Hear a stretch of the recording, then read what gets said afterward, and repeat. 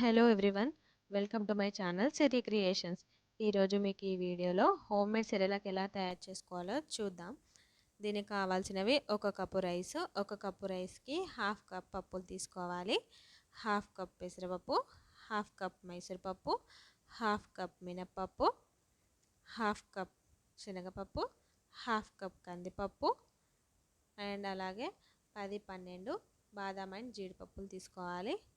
And మిగతా dry fruits కూడా తీసుకోవచ్చు, అది మీ ఆప్షనల్. నెక్స్ట్ రైస్ని 2-3 టైమ్స్ మంచిగా వాష్ చేసుకొని ఒక క్లాత్ పైన ఈ వీడియోలో చూపెట్టిన విధంగా మనము ఎండలో ఆరబెట్టుకోవాలి. అదేవిధంగా మనము తీసుకున్న పప్పులన్నిటినీ కూడా వేటికి అవే సపరేట్గా మనము వాష్ చేసుకోవాలి. ఎందుకంటే మనం వేయించుకునేటప్పుడు కొన్ని పప్పులు త్వరగా వేగిపోతాయి, కొన్ని పప్పులు త్వరగా వేగిపోవు. కాబట్టి మనము వేటికి అవే సపరేట్గా వాష్ చేసుకొని ఒక క్లాత్ పైన ఆరబెట్టుకోవాలి. ఈ విధంగా మనము వీడియోలో చూపెట్టిన విధంగా ఒక క్లాత్ పైన వేటికి అవే సపరేట్గా మనము ఇలా ఆరబెట్టుకోవాలి. తర్వాత స్టవ్ వెలిగించి ఒక కడాయి పెట్టుకొని దాంట్లో ఈ పప్పులని డ్రై రోస్ట్ చేసుకోవాలి. అండ్ ఇంకో విషయం ఏంటంటే ఈ పప్పులు కంప్లీట్గా డ్రై అయిన తర్వాతనే రోస్ట్ చేసుకోవాలి. ఎందుకంటే మనము పప్పులను అన్నిటినీ వాష్ చేసుకున్నాం కాబట్టి అవి కొంచెం లోపల పచ్చిగానే ఉంటాయి. సో వాటిని ఒక నైట్ అంతా మంచిగా ఆరబెట్టి, లేదంటే ఎండలో అయినా మంచిగా ఆరబెట్టి అవి కంప్లీట్గా మంచిగా డ్రై అయిన తర్వాతనే మనము ఇలా గోల్డెన్ బ్రౌన్ కలర్ వచ్చేంత వరకు మనము వేయించుకోవాలి. తర్వాత అండ్ పెసరపప్పు అండ్ మినప్పప్పు త్వరగా వేగిపోతాయి కాబట్టి మనము వాటిని మంచిగా కలుపుతూ ఇలా రోస్ట్ చేసుకోవాలి.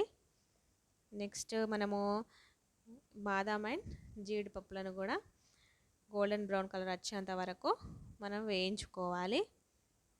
తర్వాత నేను ఈ వీడియోలో చెప్పడం మర్చిపోయాను, ఒక స్పూను జీలకర్రను కూడా తీసుకొని వేయించుకోవాలి. దీని ప్లేస్లో మనం వాము కూడా యూస్ చేసుకోవచ్చు.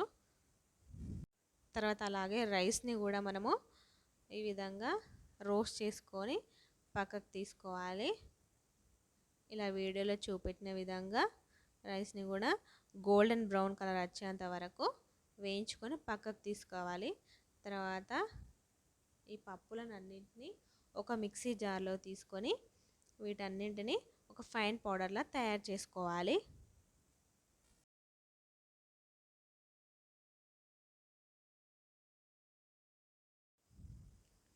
ఇలా పౌడర్ లాగా తయారు చేసుకొని మెత్తగా చేసుకొని ఒక గిన్నెలోకి ట్రాన్స్ఫర్ చేసుకోవాలి. తర్వాత అదేవిధంగా వేయించి పెట్టుకున్న రైస్ని కూడా మనము మిక్సీ చేసుకొని ఈ రెండింటిని మంచిగా కలిసే విధంగా కలుపుకోవాలి. ఇప్పుడు ఉగ్గు ఎలా తయారు చేసుకుందామో చూద్దాము. ఒక గ్లాస్ వాటర్ తీసుకోవాలి. దాంట్లో మనం తయారు చేసుకున్న ఉగ్గు మిశ్రమాన్ని 2 టేబుల్ స్పూన్స్ వేసి మంచిగా ఉండలు లేకుండా కలుపుకోవాలి. ఈ విధంగా కలుపుకున్న తర్వాత మనము స్టవ్ వెలిగించి ఉడికించుకోవాలి. ఇలాంటి ఎయిర్ టైట్ కంటైనర్లో మనం ఈ మిశ్రమాన్ని స్టోర్ చేసుకోవాలి. అండ్ ఈ ఉగ్గు ఉడికేటప్పుడు మనము కొంచెం సాల్ట్ తీసుకొని వేసుకొని ఉడికించుకోవాలి. ఇలా వీడియోలో చూపిస్తున్న విధంగా ఈ కన్సిస్టెన్సీ వచ్చేంత వరకు ఉడికించుకొని పక్కకు తీసుకోవాలి. ఇలా ఉడికిన మిశ్రమంలో మనము కొంచెం గీ యాడ్ చేసుకొని మన పిల్లలకు ఫీడ్ చేసుకోవచ్చు. ఈ వీడియో కనుక మీకు నచ్చినట్లయితే లైక్ చేయండి, షేర్ చేయండి, కామెంట్ చేయండి. అండ్ మీరు కనుక నా ఛానల్ని ఫస్ట్ టైం చూస్తున్నట్లయితే సబ్స్క్రైబ్ చేసుకోండి. Thanks for watching.